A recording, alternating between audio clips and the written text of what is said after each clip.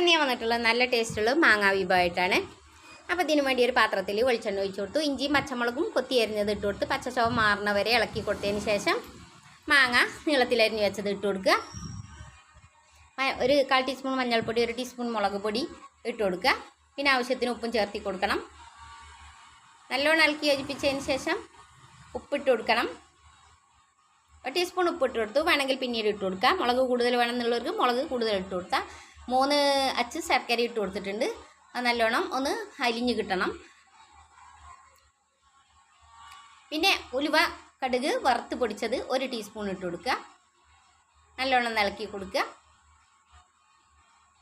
ഇനി 1 ടീസ്പൂൺ അരിപ്പൊടി എടുത്തിട്ടുണ്ട്. സാധാ മില്ലിൽ പൊടിച്ച അരിപ്പൊടിയാണ്. അതൊന്ന് കലക്കിയിട്ട് ഇതിലേക്ക് കുറുകാൻ വേണ്ടി ഒഴിച്ചു കൊടുക്കുക. എന്നിട്ട് കടുകും വറ്റൽമുളകും കറിവേപ്പിലയും പൊട്ടിച്ചിട്ട് കൊടുക്കുക. അപ്പം മാങ്ങാങ്കി റെഡിയായി.